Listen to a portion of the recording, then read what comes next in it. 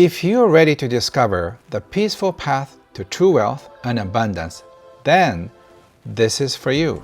I have had the privilege of learning from some of the most successful money experts and wealthy individuals who have found something truly special. Not just financial success, but real inner peace and prosperity. Today, I want to share powerful insights from some incredible guests we've had on my Happy Wealth Summit. They perfectly capture what I have been exploring about money and happiness for the last 30 years. These wise teachings will help you see wealth, abundance, and success in a completely new light. Let's jump into this first moment with Marisa Peer.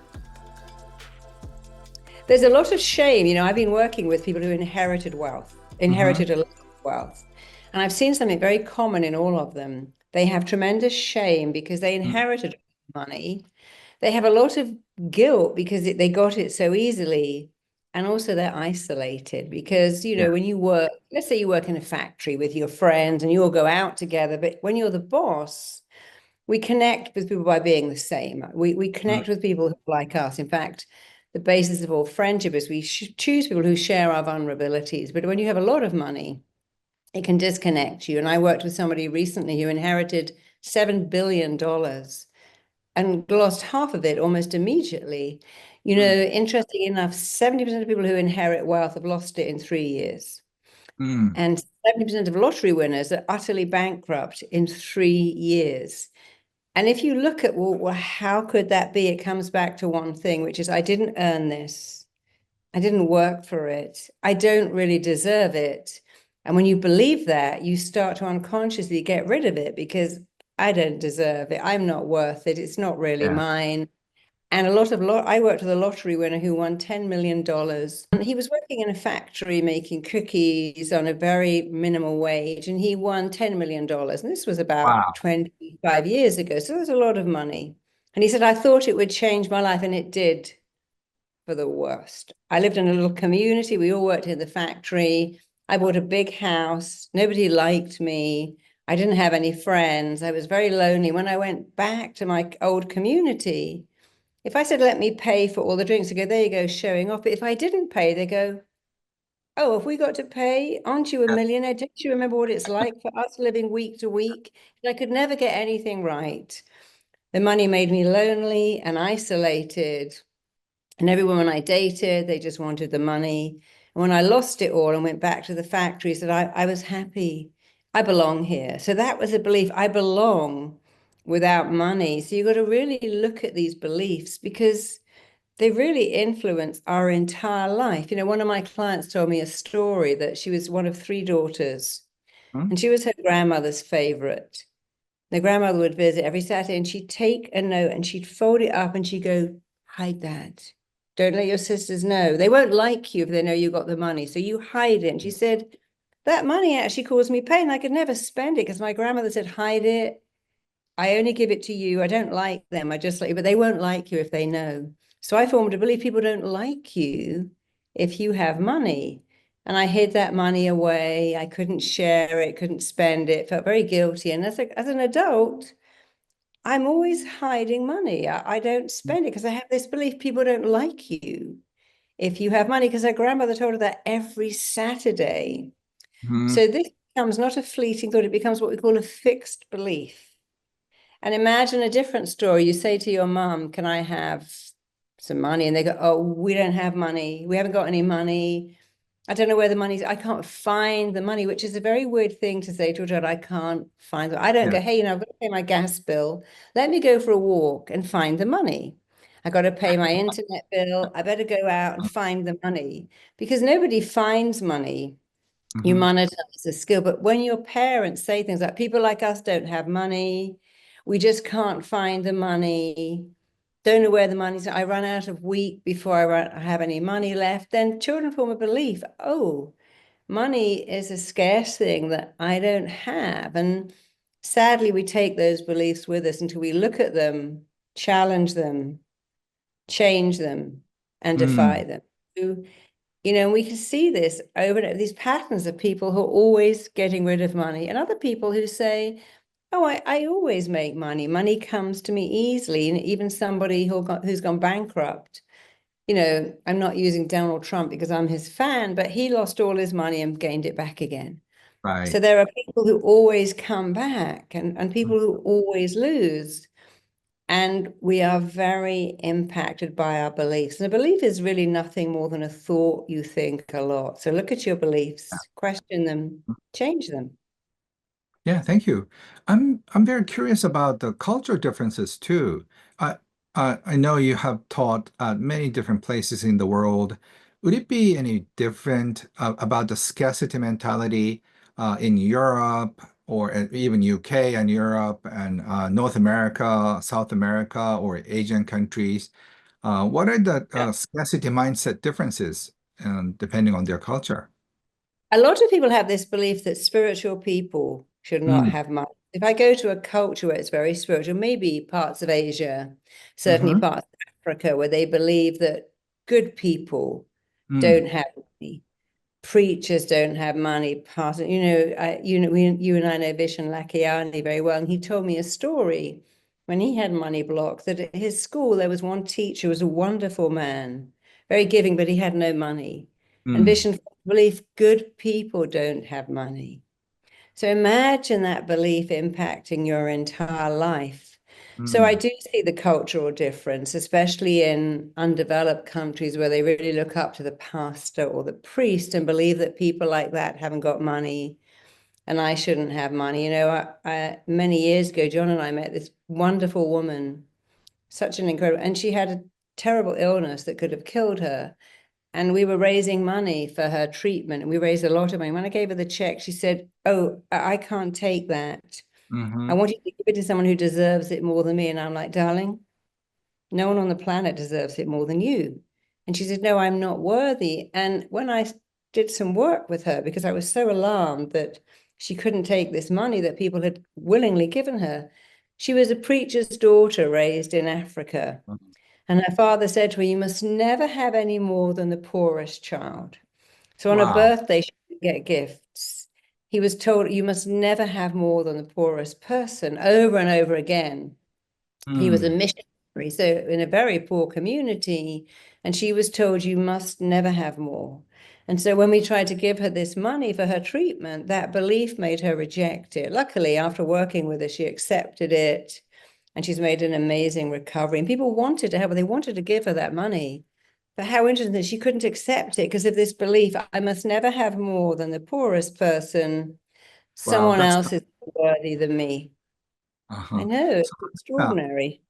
yes, it is. So, Marisa, why is it so hard for people to change their belief system? Because it should be easy. Okay, I'll just change this concept and then I'll be wealthy. But life doesn't go that way. It takes some time for us to look at the issues, look at the belief system, and Yeah. takes some time to transform it. Well, here the thing is, we don't know we have these beliefs. We have a subconscious mind and a Right? conscious mind. And the conscious is logical, but the subconscious is feeling. Hmm. In a battle between logic and emotion, the emotional mind always wins. Logic doesn't win. So the logical mind, the conscious mind, which you're using to say, "I want money, I'm going to make money, I deserve money," is going to be completely overrun by the feeling mind that says money is bad. You'll never know who your friends are. If you have more, someone has less, and so on and so on. And so we can't do this logically. It's like saying to an alcoholic, "Come on, drinking is ruining your life. Have a nice cup of tea." They look at you like you're a Martian because they know that logically, but I call that. emotionally they can't do it. Hmm. Yeah, you Yes, can't tell an alcoholic to stop drinking. They know everything. They that's know true. it's ruining their life. They know it's making, I mean, a lot of alcoholics, when they're drunk, they cry, but because they're unhappy, but they can't use logic. Logic will not defeat emotion. Emotion will defeat logic. So you have to go into the subconscious mind and find these beliefs, find them. It's very simple. It's what I call find the pattern, understand the pattern, change the pattern. The brain is really like a big robot, it's patterned. And we're so busy changing our software and updating our computer, but we have software in here and we got to change that. So it's very simple. Find the pattern, understand it, change it. But you can't really find the pattern logically. You need to do hypnotherapy or deep meditation or root cause work to go back and see, oh, this is where I got this belief from. Imagine waking up, and I remember one of my clients telling me that her parents lived in terror of being robbed. They had safes at a safe house, and they were always terrified. And I remember this girl saying, I grew up thinking, if that's what money does, I don't want it. I don't want money if it makes you live in fear. My parents didn't enjoy it. They was hiding it, and they had got robbed twice. So she Wow. formed a belief, I don't want it. Another of my clients told me a very simple story. Her father, he lived above the shop. It was a very English thing in the 50s. He had a little convenience store. They lived above it, and it was open 6.5 days a week. But people would knock on the door at midnight, go, hey, I need some milk. And the father would always serve them because we need the money, we need the money. And on his half day off, he'd lie on the sofa and go like this, oh my God, this job is killing me. This is ruining my life. This is the end of me. This job is going to kill me. I have an ulcer, I have migraines. And she said, he did that every week. And as a little girl, I could only see one thing. Oh, that thing called a job will kill you. I don't want one of those.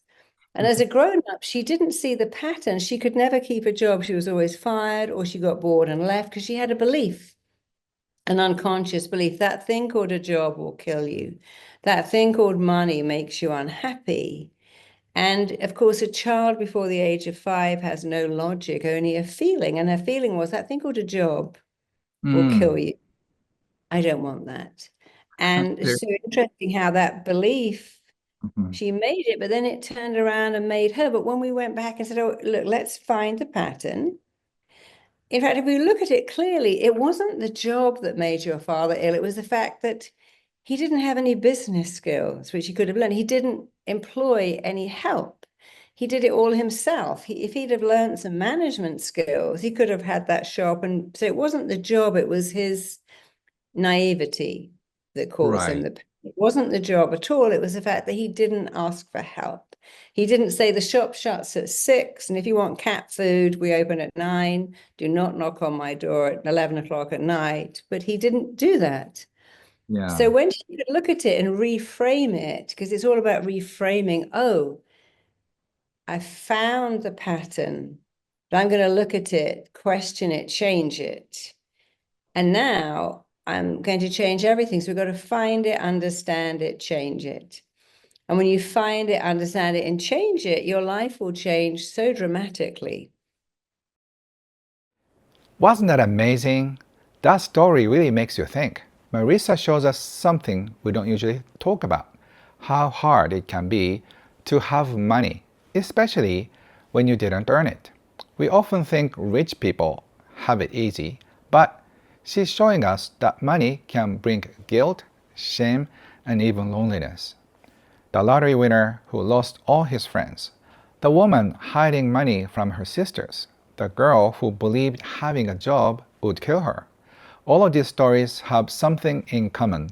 They show how our beliefs, especially the ones we learn as kids, can shape how we live as adults. And most of the time, we don't even know we have those beliefs. Maybe you believe rich people are selfish, or that you are not smart enough to earn a lot, or it's not safe to stand out. These ideas can stay in our mind and hold us back without noticing. But here is the good news.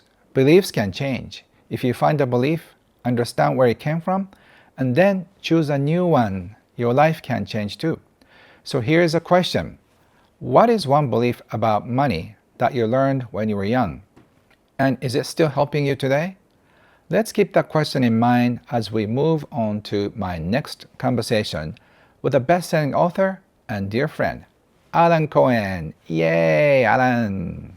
In this next clip, Alan tells a powerful and heartfelt story about stepping into your purpose even before the path is fully clear, and how trust, intention, and a little willingness can open doors you never imagined. Whether you're feeling stuck in a job, dreaming of something bigger, or even wondering if love is still possible, This conversation touches it all.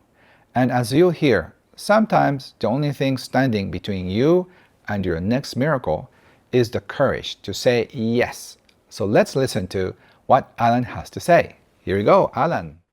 If you feel really good about taking a leap of faith, do it.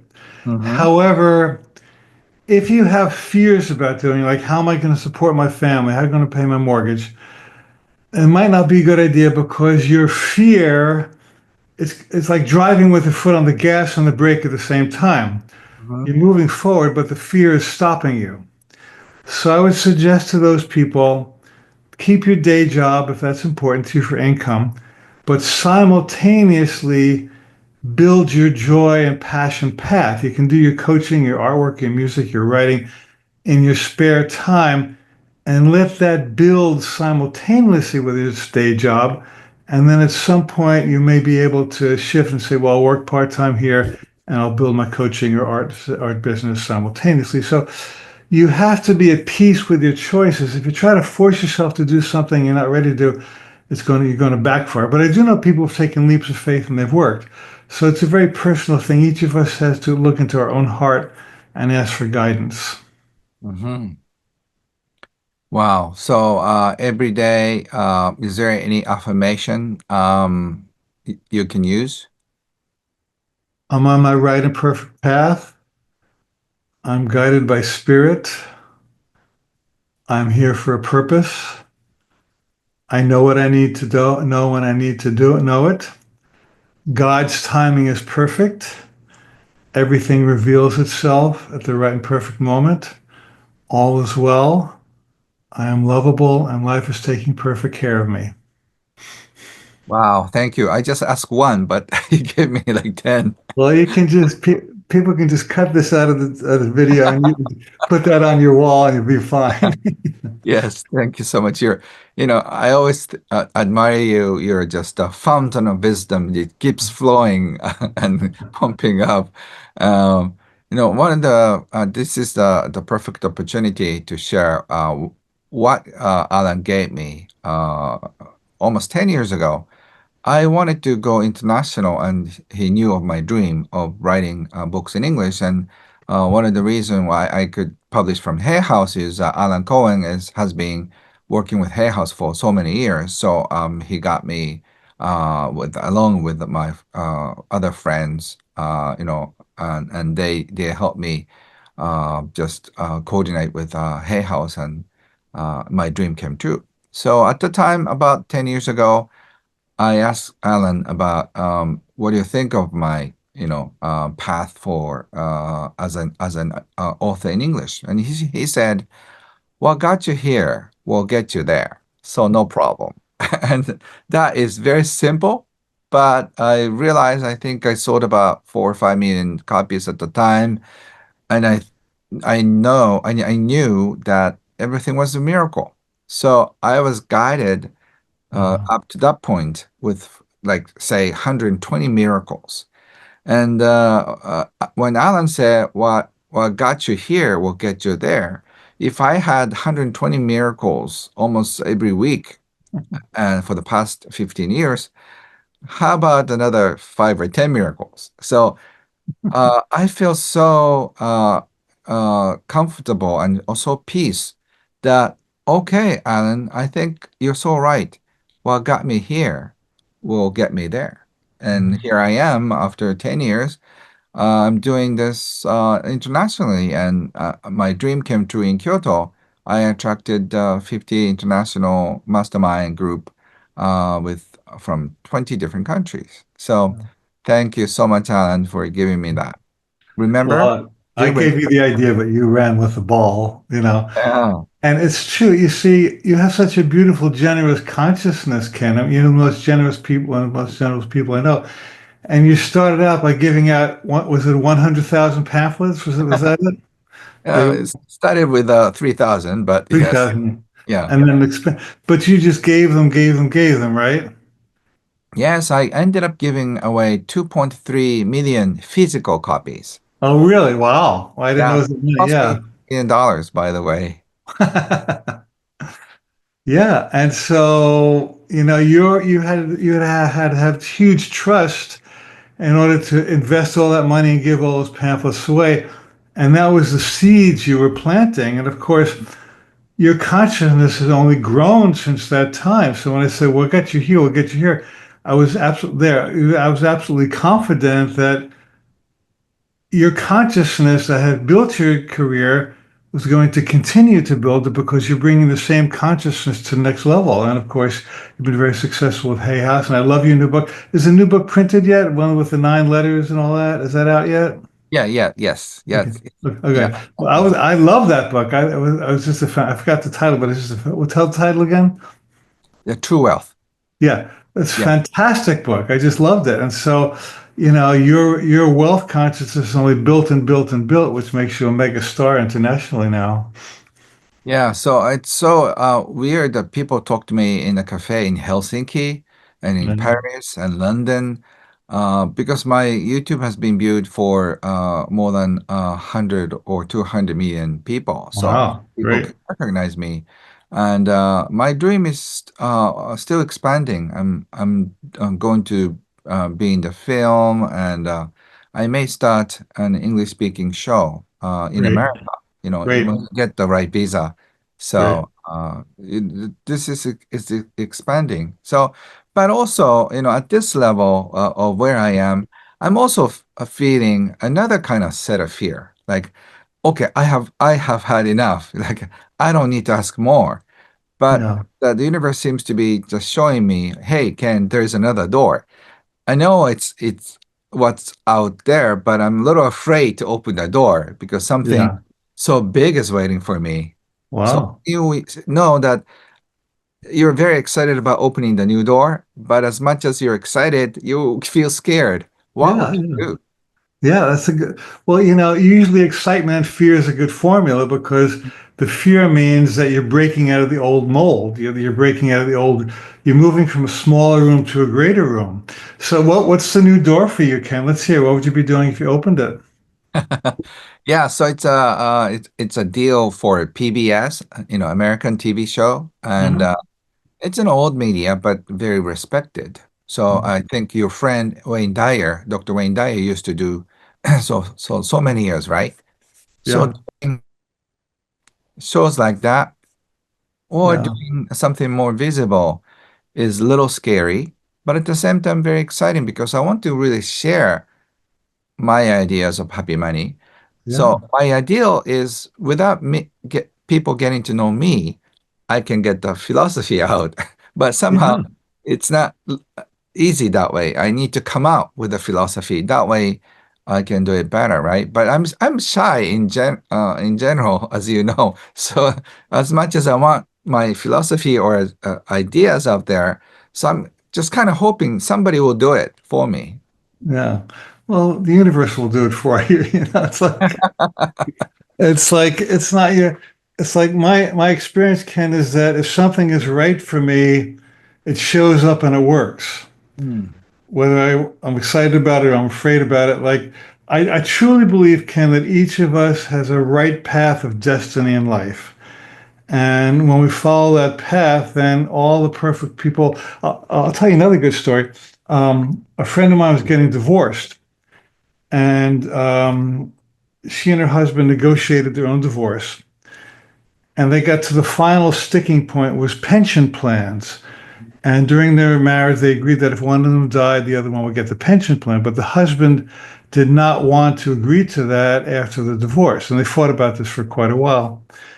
So this lady was, of course, a miracle student. She said, "Well, I don't want to be fighting with my husband. Let's end this." So she said, "I will just trust." So she agreed to his terms to not give him her pension plan. Mm-hmm. 3 days later, Mm. a friend called her, an older woman, and said, "I was just praying about what to do about my estate, and Spirit told me to leave my entire estate to you," Wow. which was 2 homes, an apartment, a car, and financial portfolio, Mm-hmm. which far exceeded the husband's pension plan.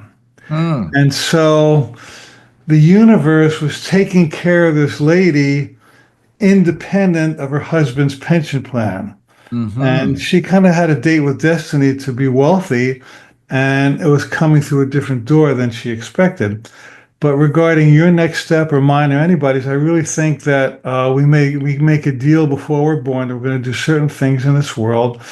And as we follow that path, the universe fills in all the details. If we struggle and stress about it, it doesn't work so well. So I think that if you're supposed to have this American TV show, it's going to happen easily and joyfully and successfully, like everything else ever happened to you. So I'm not worried about you in the least. Yeah, thank you. Thank you for that. So, there's another question I wanted to ask you today. I've been doing the reading of destiny readings. Yeah. Think there's something called fate. I mean, I don't, I'm just defining fate and destiny. Mm. Fate is something we're born. When we are born, it's there, like our parents and also the situation, my height or health, or intelligence level, or how the features, how we look, and all that. And destiny is something you can just create. So if fate is limited, and then almost like inevitable. If destiny is something you can change, what would be the difference between the fate and destiny? And do you think our life is already set up 100%, or there's this free will factor that we can change our fate into destiny? Yeah, that's a really good question. Thank you. I think that before we're born, we make a soul contract to explore certain themes in our life. We want to learn certain lessons, whether it's unconditional love or trust or abundance or service. And I think all the people who show up in our life support us to move forward. Some support us by love and some support us by challenge. Mm, But we're always making choices as to will I follow my highest calling or will I give in to fear? And I believe that even when challenging things come up that seem like a bad fate, if we can stay in touch with the voice of spirit, we can overcome the difficulty and advance, even though that hard thing happened. I don't think hard things have to stop us. I think that sometimes if we know how to turn a minus into a plus, they can empower us. mm, So, like, you and I know Ram Dass, right? You remember Ram Dass? mhm, So, he had a stroke when he was in his 60s and he spent the last 20 years of his life in a wheelchair. And that was a very sad thing to see him crippled. However, in that position, he was an even more powerful teacher of love because he did not let his physical condition stop him. He traveled around the world. He taught when he walked into it, when he rolled into it, he just brought so much love and joy that people were healed by his presence. So he was a teacher that I am not limited by my body, and neither are you. So you might say it was fate that he had the stroke, but it was destiny that he taught love that superseded the stroke. Make sense? mm-hmm. Yeah, so I think the stroke is fate, but you can kind of overcome it with your Yeah. with your intention. Well said. Yes, exactly. Well said. Everything is what you make of it. All of life is interpretation. Mm-hmm. So if you interpret that this is limiting me, it will limit it. If you interpret that this is empowering me, it will. So we're making up our own, you're making a movie. We're all writing our own movie all the time anyway. Yeah, so true. So related to that, I have so many women come up to me and said, "I cannot find the right guy." And then I have a friend who's been writing my her New Year card every year for the past 10 years. Ken, this year I'll get married. And she's been sending me for the past 10 years. And so she has this intention of finding a guy and get married, but so far for the past 10 or 15 years, nothing happened. So what would you say on these people? Well, I work with a lot of people like that. And when I go into deep coaching with them, I ask them, okay, I know you want a guy, but do you have any fears or resistance Right. having it? So I had a bad marriage. I don't want it to happen again. Or my father beat my mother, and I don't want to repeat that. And so there's something inside them that is pushing it away, even while they're calling for it. if you can be really honest about what your fears are about manifesting it, you can hold them up to the light and overcome them. Mhm. But as long as you believe, and this is important now, as long as you believe that there's some external factor like fate or destiny or astrology or numerology or whatever that is stopping me, you're going to disempower yourself. So you have to take 100% responsibility for your choices and recognize that if I truly, truly wish to meet a guy, I will, and nothing in the outside world can stop me. So it's really an internal job more than overcoming some adverse circumstance. So you need to have a strong intention though, because Yeah. your life is made of habits and your everyday energy is very limited to like work and also your place. So Right. like there is no way of meeting a new person if you are Right. doing a routine of your Right. laboratory and your work, your home. So you have to change something, right, in order to change your fate. Your intention to have it happen has to grow larger and stronger than your intention to not have it happen. And I never believe people, especially Japanese people, say I'm too busy to meet somebody. Because if you really wanted to meet somebody, you would. So you can't blame it on your boss or the Japanese culture, any culture. You really have to say my life proceeds from the inside out, not from the outside in. Yes, that reminds me of a very fun, simple story. There's this woman who said exactly the same thing, and I'm so too busy. But I suggested her, why don't you register to your app? The meeting dating app. She Yeah, said, "Oh, I'm not that type of person. So why don't you hire a counselor yeah, so yeah, a day or something?" And she denied it. Okay, see, you're resisting everything. So she yeah, said, "Okay, Ken, for you, I'm just registering my day, yeah, yeah, information on the app as we speak." I said, "Okay, well done. See what happens." She met the dream of her life, and then she ended up marrying him. So like, right. it's as simple as that. Register in a dating app. It Great. happens. So many people are now they're meeting on apps.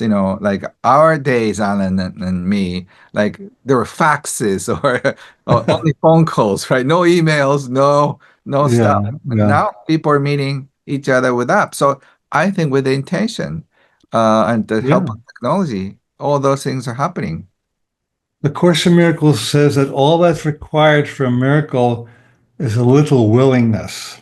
Hmm. Like if you like her agreeing to go on that app was even a little willingness, Yeah. would that open the door to a miracle? So your advice to her was very helpful. Yeah. It's kind of like people say, I'm too busy to come to your class. I Uh-huh. really want to grow spiritually, but I'm too busy to travel. And I say, well, if you won the lottery, do they have Japanese lottery, by the way? Yeah. Uh-huh. If you won the lottery and you won $10 million and you had to be at the lottery office at 10 a.m. to pick up your money, would you be there? You bet I would. You can say I'm too busy to go to the lottery office.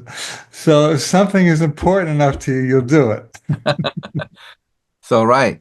Okay. So, we have still some time left, and I just want to go dive into money, Yeah, which is part of wealth. So many people want money, but because they chase money, money goes away.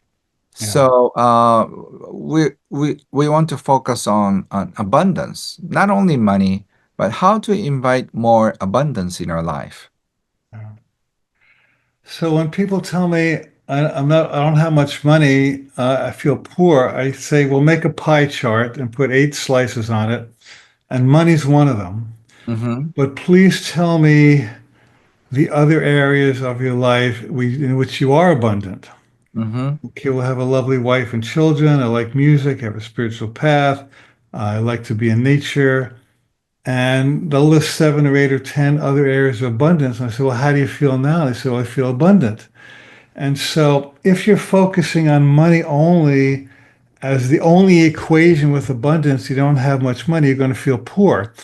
But if you can shift your consciousness to what is working, how you do feel rich, and how the universe is supporting you, then you will raise your vibration. You will step into an abundance mentality, which is, I know, what you teach. And Mm-hmm. from that point of an abundance mentality, the law of attraction will take care of all the details because now you're a match to abundance. But if you're complaining about, I don't have money, I don't have women, I don't have sex, whatever, then you're not a match to abundance. You have to come from abundance instead of seeking it. So you need to focus on, I guess, what you can do for to help other people, and then that energy will be bringing money later on. Well, that's one piece. It certainly service is a huge element of abundance, but already celebrating what already is abundant, that's really the first step because then you become Mm. abundant enough to help other people. So you become abundant inside, and Yeah, so it's like your cup gets filled, so it overflows. that's very good from the Zen master. Yeah, so you've been teaching for so many years. I'm curious, what are the who are those people who can change and who are those who cannot? Well, everybody can change. It's just, are you ready to change? And everybody will change, but it's just might not be the right time. I think for the people who really want to change, they will. For Mm, the people who have more of an investment in the old world, it's going to be harder for them to escape it because they're getting a reward from the old world rather than being open to seeking the next level of reward. So, a lot of people have an investment in complaining. They get an ego reward from talking about being a victim. My boss was mean to me. My husband doesn't let me go out. So if you have a big investment in complaining, it's really hard for something wonderful to find you because you're stuck. And so you have to withdraw your investment in a stock that's losing. Why would you keep buying a stock that's losing money when you could put money in a new stock that's actually making money? You can invest in Apple, I think you make a lot of money. Interesting. So, what is money for you in your life? The money is something you kind of always be there as a friend, or you don't think of money. It's almost like air, so it's I something that. think of money as energy, as circulation. One of my favorite books is called Money Love, Mhm. which means that you think of money as love. So when money comes to me, love is coming to me. When I'm paying money, I'm giving love. And so you see yourself as part of a greater circulation. If you think of money as money alone, you're going to get stuck because it has to be associated with some higher consciousness. Otherwise, you're going to get burnt out. So, I sometimes I get worried about money, but like for example, at the end of last year, um, I decided to take some time off Mhm. and devote myself to my family and my dogs and writing and just going in. And there are a number of programs that I usually do during the first half of the year Mhm. that give me a lot of income, and I canceled most of them. Mm. And I didn't even come to Japan in April, which I usually do. Mhm. I did a few smaller programs, but I thought, oh, I'm going to have to really just tough it out for the first half of 2025. And I was a little nervous about it, but I thought I got to do this. And then actually, it was perfect for me to be at home because my dog passed away, and Oh, sorry. thank you, thank you. It was so important for me to be home and to be with him and my partner during his dying process and to help him that it was time much better spent than going to Japan. No offense, but this was family, right? Yes, of course. So I didn't look at my bank accounts for months because I was worried about I they see. were they were going down because I wasn't working. Uh-huh. So about a week or two ago, I just looked and my income was exactly what it was before I stopped working. That's Like funny. I don't know how that happened. I don't know how it happened. There was no loss because I stepped back and didn't work for 4 or 5 months. So to me that was a miracle. God was saying, You worried about, I was worried about it a little bit. Uh-huh. You worried about it, but somehow you were taken care of. Like, wow, I didn't lose any money by not working. Maybe I'll do this for the rest of my life. Maybe I won't work for the rest of my life and I'll make more and more money. Yeah, you're a very interesting money archetype, if I may. You Mhm. are in a money indifferent type with money angels in the back. So Was it money what? Money what? indifferent type. Yeah. So And you're different not time. interested in money, but you are protected by money angels behind you. Yeah, money angels. Yeah, yeah, yeah. Yeah, so That's you don't have true. to worry about it. They take care of it, you know. They They send always have, Ken. they Always have. send checks, they send new people. So, even though you have no interest in just growing the money or investing, like, okay, and then yeah, you're almost like a royal family members. Sometimes I see your type of money archetype as in a Yeah. royal family because they've Well, never worked. They're well taken care of. I accept that archetype. Thank you. Yeah, But so I need to say, Ken, that I really am not special. I'm really no more royal than anybody else. I mm, think we all have money angels. I think we're all royal by divine birth. And I mhm. think that everybody has access to infinite wealth if we're willing to let it. I think maybe some of us just demonstrate it a little more, but I think we all have the same right and privilege and license to be extremely wealthy. That was a beautiful conversation with Alan. He reminded us that we don't always need to make a big jump to follow your heart. Sometimes the better way is to build slowly, keep your job, but start doing what you love little by little.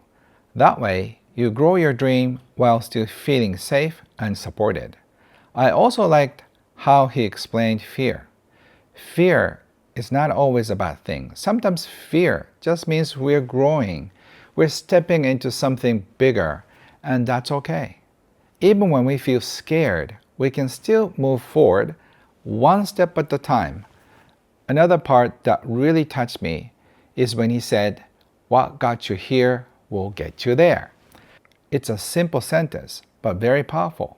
It means you don't have to become a whole new person to reach your next dream. You just need to keep trusting the same heart, the same energy that brought you this far. So here's a question for you. What dream are you slowly building right now? Even if it's just 10 minutes a day. Keep doing. Your path is already unfolding. As you go down this path, consider this question. What if I stop trying to control everything and instead listen for what wants to unfold? In this next clip, you will hear a remarkable story from Jeffrey Allen about how tuning into your intuition without needing all the answers led him straight into the opportunity of his dreams. This is a masterclass in following guidance, trusting the timing, and realizing that no does not mean never. It often just means try a different door. If you've ever felt stuck chasing a goal, this will show you a whole new way to move forward with more grace, more ease, and more magic. Let's take a look.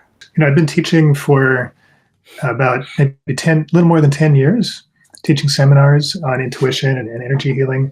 And I was really helping the people I was helping, but I just had this sense like there's more people that I can help that I'm not reaching. And I don't. And I'm feeling a little lonely in Tokyo. I don't speak Japanese. I'd like, I need to kind of find my tribe. And so I just, the way intuition works for me is I just get clarity on what I'm wanting, like what is it you desire? And when you know that, you just can ask for that. I don't have to make a plan on how to get it. That's not my job. The universe can do that. But I do have to get clear and say, okay, I need these things. I want to help more people, and I want a community I can connect with. And notice how those are very general, very big things. Right. And then just, and that's when things start lining up. The universe starts bringing things into your sphere, and we call that coincidence, right? So, so pretty soon I'm on a website.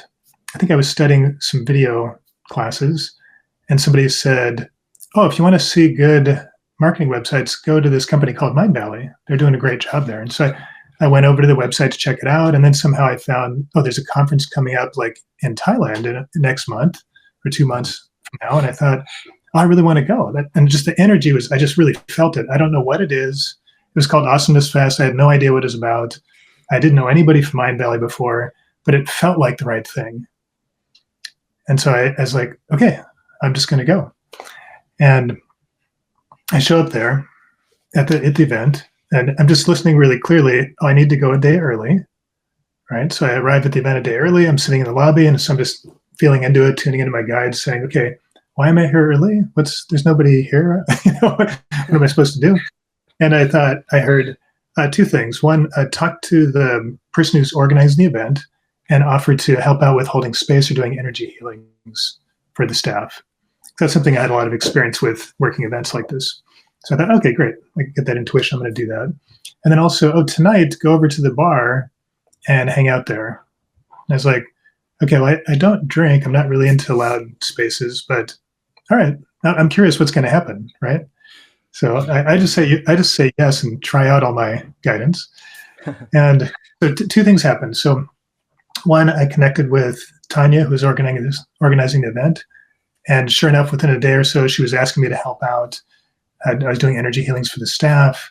Other people, even though I was just in the audience, were asking me about energy work. And so I found myself teaching a little class just in one of the rooms, just spontaneously, and just said, somebody asked, how do you feel energy work? Or how do you feel energy? And I said, I think what you're trying to ask is, how do I feel energy? Not how I feel it, Jeffrey, but how do you feel it? How can you feel it? So I said, let's just do it right now. Just start feeling energy, right? And as soon as we did that, suddenly there's a group that's growing around us and more people are trying. And so I was having a blast. I'm just there being myself. I'm just helping people. I'm not really thinking about where things are going, right? Also that I went to the bar, and that's where I met Vishen. I was talking to somebody from Mind Valley. We were talking about energy work, and they said, oh, you got to meet Vishen. And they brought me over and said, I met Vishen, and he said, okay, they said you're doing energy readings? Like, what is this? Tell me a little more. I could see his amazing capability to move through any problems, any challenges, to continue moving forward in a way that I've never seen with other people before. I really was impressed and was admiring his energy. And he must have been excited about my reading too, because fast forward a couple days later, I'm leaving the conference. It's the last day, kind of a little celebration party. I'm getting on the boat, and Vishen happens to be standing there. And he said, I don't know exactly what you do, but my team, we've all been connecting with you. We really like working with you, and we'd love to do more together. And I thought, oh, okay, that's nice. I left, and I thought, oh, he's just being really nice. He probably says that to everybody, which isn't true at all, right? And then a few days later, maybe a week later, I'm meditating in the morning, and I just get this real clear message, says, send an email to Vishen. And if you reach out to him, he'll be available for the next 30 minutes. And I was like, oh, wow. Okay. So what should I say? So this is another technique everybody can try here. I just tuned into Vishen, just said a little hello with my crown chakra. And I just had a little conversation in my mind with him. What would you like me to, I'm going to connect with you. What would you like me to say? And he was really organized and clear. He said, just start from a conversation that we had. Don't butter me up or beat around the bush. Just tell me what you want. And, just ask. So I said, okay. So I just sent an email out to him. And within 5 minutes, he had replied, forwarded me over to the head of authors, and said, I think we found our next author. And that was it. I was in the door.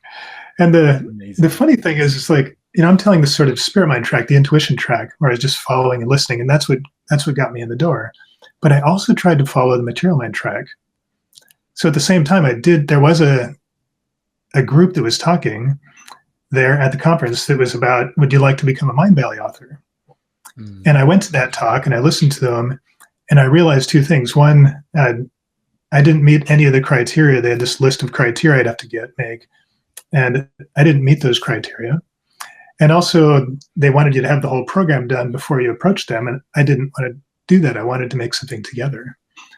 So I just realized, even though it felt like a no, I realized that no just means different door, right? So, and I'm telling this story because many times people do this. We follow through, especially if we're following the kind of logical or material mind track on how to get from A to B. We get stuck. We think, I can't get there. We get discouraged. But for me, I know that the energy is really flowing here. I just thought, oh, I must be knocking on the wrong door. So I didn't worry about that at all. And turns out there was another door, kind of this little side door with just, directly connecting with Vishen.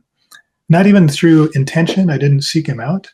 It was just very automatic and natural because he was also putting out to the universe that he wanted to find somebody like me, right? So that's how intuition and synchronicity works. It's not just you manipulating the world to get what you want. It's not that at all. It's that you have a desire to give something or to receive something, and other people have a desire to reciprocate, to either receive from you or give something to you. And so when you're clear on that intention and you're listening rather than trying to solve the problem, you'll start to notice that those people are coming into your sphere. Those people are right there all around you. Some people call this the law of attraction, but I think it's a little deeper than that. Yeah. Basically, all you have to do is kind of pay attention, be curious, not serious, and start to notice. And then, be brave enough to step in. Even though it's like, for me, I was like, I should really just email the founder and president of this company that I just met and talked to briefly. It's like, of course, why not? Why not? There's nothing to lose. I'm just going to try. It's going to be fun to see what happens. Wasn't that amazing? That was such an inspiring story from Jeffrey. He showed us how powerful it is to follow your intuition, just that quiet voice inside, and take small steps without needing a perfect plan. He didn't force anything. He just asked, listened, and stayed open. And from that, doors opened, people showed up, and big things started to happen. I liked what he said about wrong door. Just means different door. Sometimes when one way doesn't work, it's not the end. It's just a sign to try another way. And maybe the most important part, he didn't wait until he was fully ready. He trusted that his energy, his gift, and his honesty were enough. So here's something for you to think about. What's one small intuitive nudge you've been ignoring lately? And what might happen if you followed it? Just for fun. Good luck. Have you ever felt like you're doing everything right? You work hard, stay busy, and you're checking all the boxes, but something still feels off. Like something is missing in your life that you cannot quite explain. In this next clip, Debra Poneman breaks down one of the most powerful signs that you're out of alignment and what it really means to live in harmony with a deeper flow of life. She even shares this incredible story of the Golden Buddha, a metaphor that just might change the way you see yourself forever. She even shares this incredible story of the Golden Buddha, a metaphor that just might change the way you see yourself forever. And if you've ever wondered how to reconnect with your true nature, or why a meditation practice could be more than just stress relief, you want to lean in for this one. Let's dive in. In my experience, the biggest sign that someone is not in inner alignment is they're always pushing. It's like there's a feeling of friction. Working hard. Right. They're pushing through life rather than flowing with life. And it's usually accompanied by a sense of exhaustion when your friends are constantly saying, oh, I'm so exhausted.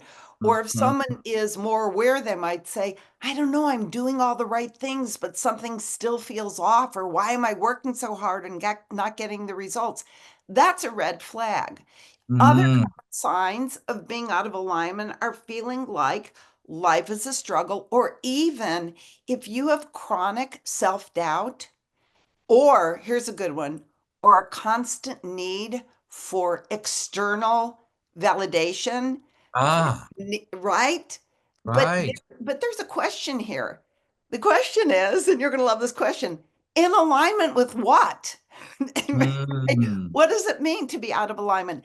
And I actually was thinking about this because I knew the title of the event was about being in alignment to create prosperity. And my right. answer is that we need to be in alignment with all the laws of the universe. Mm, So there's a natural flow in the universe. Like if you plant the seed for a rose to grow, first, like a little sprout comes out, and then it gets stronger and stronger, and it turns into a stem, and then the leaves come out, right? And the thorns come out, and then eventually at the top, a bud, and then the bud opens, and it's this beautiful rose. You mm, don't plant a rose seed and then the stem starts coming up and then the bloom like pops out of the side, right? And then there's thorns on the petals. No, it grows in accord with all the laws of nature. And when you choose to live in accord with the laws of nature, that's when everything spontaneously turns out systematically right for you. And there's a lightness and a happiness, even if things are busy or challenging. wow, that's a beautiful answer.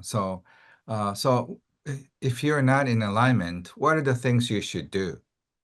Well, okay. Um, well, the first thing that comes to mind is you know the story of the Golden Buddha. Mm-hmm. You might even tell it like centuries ago. I think you've told it in ancient Thailand for those listeners who don't know the story of the Golden Buddha. Centuries ago in ancient Thailand, there was a beautiful, huge, solid gold Buddha. And when word came that armies were plundering the land, the monks at a monastery knew that the Golden Buddha was going to be destroyed for its gold and it would be taken from them forever. So they had this idea to cover it up with mud and concrete so that the enemies would just ignore it because it had no value. It was just concrete, which is what they did. But the monks had also sworn a vow of silence so that they would never speak a word about the true nature of the Buddha to anyone. And they all died with that vow intact. So Mm-hmm. centuries and centuries went by, hundreds of years. And it wasn't until 1957, and I was already alive, and a monk was meditating under the concrete statue, and a chunk fell off. And he saw something glistening inside, and he told the head monk, and all the monks came out with their hammers and chisels to see what was glistening, and they uncovered the solid gold Buddha that's been covered up for centuries. So this is a true story, but it's also a beautiful metaphor that many spiritual teachers shared to illustrate that we are like the golden Buddha. We were born perfect and glowing and whole and in perfect alignment. We knew who we were. We knew what we wanted. We were in touch with our light. We didn't think things like, well, I'm really hungry and I want to cry, but I don't want to inconvenience my mom. So I'll just suffer here being hungry and lie here. No, we expressed ourselves. But as we grew up, layer upon layer was put over us by all of the shoulds and the shouldn'ts. And again, the lies about us being too loud or too much of this or too emotional or too talkative. And and the media gave us unattainable images that furthered our belief that we weren't enough. And our essence vanished under the layers of confusion about who we are and our essence of gold. Our job in this lifetime is to chip away until we once again are the golden Buddha that we were born to be. The Buddha that's content, who doesn't live to please others or impress or do things for approval or to protect ourselves and not be vulnerable and not speak our truth, because that's what puts us out of alignment. Mm-hmm. But when we're in alignment is when we don't compare, when we aren't afraid to speak our truth, when we don't do things for approval. And that's when prosperity naturally flows. So, how do we chip away at the concrete? Mm-hmm. Can I tell you my number one thing? And I know that there are going to be other people who you interview who say number one thing to be in alignment for our prosperity to flow is to have a meditation practice. Why? Because a meditation practice naturally removes the concrete. A meditation practice naturally removes the stress from our system because stress does cover up our true golden nature. Stress makes us be who we really aren't. Stress makes us angry. Stress makes us mean. Stress makes us do things that we really don't like ourselves when we do them. So when we have a technique like the Transcendental Meditation technique or Sahaj Samadhi meditation, which I teach through the Art of Living Foundation, these types of meditations give your nervous system a very deep rest, deeper than sleep. So it removes that deeply rooted stress and fatigue that we've been living for years that could cloud your ability to make the best decisions and prevent you from living the path of least resistance.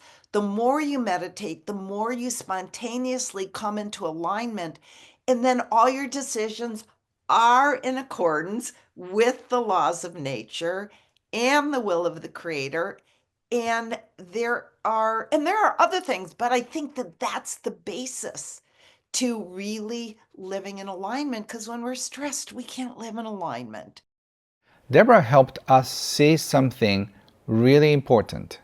If life always feels like a struggle, you're always tired, pushing, working hard, but not seeing results. Maybe the problem isn't outside. Maybe it's something inside that's out of alignment. I already love the Golden Buddha story. It reminds us that we are not broken. We've just been covered by stress, fear, and old stories we were told about ourselves. Deep down, we're still whole, still golden. So what can we do? Start with meditation, not just for peace, but because stress blocks our true self. When we are calm, we think clearly, we make better choices, we stop chasing approval, and we get back into the natural flow of life. So maybe ask yourself this: are you forcing life or flowing with it? Before we listen to this final clip, I want to ask you something. What if life is always trying to speak to you? Are you paying attention? In this next conversation, Danny Morel invites us to slow down and listen. He talks about how to trust your inner voice, how to notice signs from life, and how to know the difference between wanting something out of fear or creating something from love. You'll hear him share personal stories about money, success, and how he made big changes to live with more peace and freedom. If you're feeling tired, confused, or just ready for something new, I think this message will speak to you. Let's listen. Life is always sending us signs, when we're on the right path or the wrong path. And it will try to close doors that are meant to be closed. I'll tell you something that one of my mentors told me. He says, Yes. Danny, it either feels so right that it can't be wrong, or it feels so wrong that it can't be right. Beautiful answer. So I think that's the answer for that question. It either feels so right that it can't be wrong, or it either feels so wrong and it can't be right. And if you look at everything, like, if we want to talk about business, I recently let go of 6 of my employees. It was just a mass move, because I realized that as a company, we were ready to take a new direction, and the direction that we were going in, these people, though they're wonderful, their energy wasn't a match for the direction that we were going in. And sometimes it's not just about performance. Sometimes it's about their energy, the way that they feel, the way that they look, the way that they express themselves, the way, how creative they are, how free they are, all of these things. And so I think you've got to be able to learn how to feel within yourself in silence, in meditation, in prayer. The more that you get connected to yourself, not the craziness of the mind, but the silence of the heart, the more that you can feel that in other people as well. Yes, that's I so agree with you 100%. I love you so much for being who you are, and it's so rare to find another teacher on a very similar energy level, because Yeah. sometimes people think it's too spiritual when I say money is energy. Some people are like, no, no, no, money is numbers. So, it's so sometimes so hard to talk about it. But with your background, I'm sure people listen to you and pay respect for what you have done. So it may be easier for people to at least listen to you and then try to digest what you say. Yeah. Money is 100% energy. Money is just showing you the parts of yourself that are healed or unhealed and the energy in which you are living from. That's Mm. it. And Yeah. so money should be easy. It should be flowing. It should be abundant. It should, because that's who you actually are.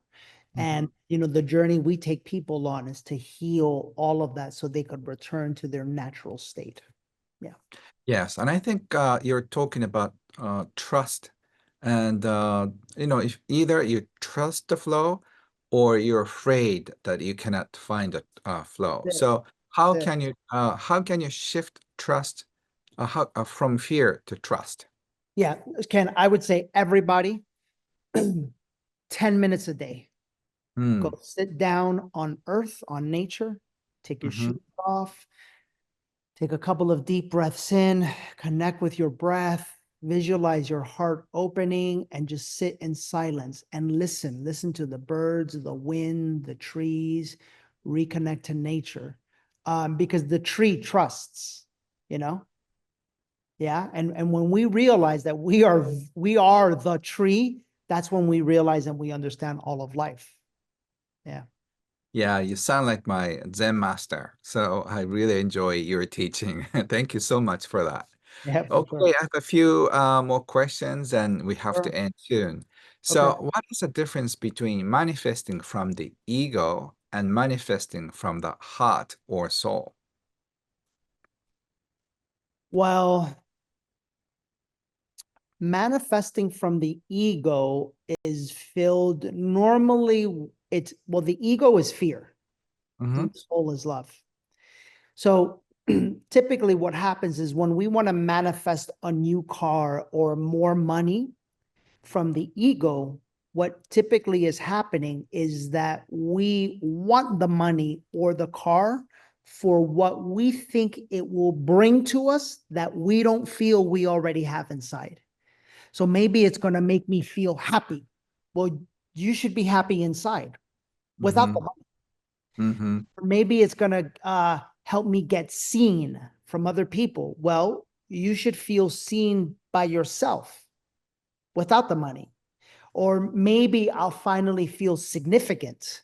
Well, you should feel significant within yourself without the money. Yeah. When you are manifesting from love is because you feel seen, heard, significant. You feel complete inside of yourself. And now you are just calling in money from the perspective of an energy that wants to create a beautiful life. Very different, very, very different. And Ken, the sad thing is that I think I'd say 80% of human beings in North America, 95% are all trying to manifest money from ego and fear. And they don't even realize it because no one has ever taught them this. Yeah, I think it's also social pressure too. You're supposed to have a good car, good Sure. career, good Sure. big car, big house, or something. So we are all driven to get whatever we're supposed to get. And then if you don't get it, we're unhappy. And if That's we get right. it, we're supposed to be happy. And when we reach the top of the mountain, we find out, okay, where's happiness? I was That's what supposed to I'm talking about. That's right. That's what I'm talking about. And that's what happened to me after my mom died, Ken, is I had reached supposedly the top of the mountain. And I was like, I'm not happy because everything I did to get to the top of the mountain was from fear, was from ego. And I'm telling you, this is where right now in my life, I'm looking at everything. I'm looking at the way I've built my business. I'm looking at social media. I'm looking at everything and starting a process of like simplifying everything to give me the life that I want because I don't need from outside anymore, you know? Yeah, so beautiful. I think we're synchronized at the same time. I just downsized my team, so I only teach once a month, and that's it. So I just want to focus on my writing. So after the summit, my life will be calmer, and then I'll just focus on enjoying my life more, so I can create some beautiful books because that's who I am. So as much as I love teaching to thousands of people all the time, I need more me time to Yeah. really just figure out. So that's what you're talking about, right? That's exactly it, Ken. That's exactly it. As a matter of fact, I was doing, all of these are my final 3 live events that, I Ah, have one in London, one in yes. Austin, and one Uh-huh. in Anaheim. And, Mm-hmm. the reason being is I started to realize as much as I love it, I've got to travel everywhere to do this. The hotels and the AV, it just costs so much money and I can impact more people virtually. So we're going to start doing things virtual. And it was because of that is I'm constructing my life to give me Mm-hmm. the time that I want to live the life that I want to live. Yeah. Wow, beautiful. Isn't that incredible? What a perfect reminder that the answers we're looking for don't come from force, they come from stillness. Life is always sending us signs, but we only see them when we slow down enough to listen. Whether it's through nature, meditation, or that quiet voice inside. As Danny put it either feels so right it can't be wrong, or it feels so wrong it can't be right. He also gave us something important to reflect on. Are we manifesting from ego, from fear, or from love, from a place where we already feel whole, seen, and enough? And his answer to shifting from fear to trust: go outside, sit in silence, feel your breath, remember your nature. Whether it's money, purpose, or peace, we don't have to chase it. We just have to come back into alignment and let it flow.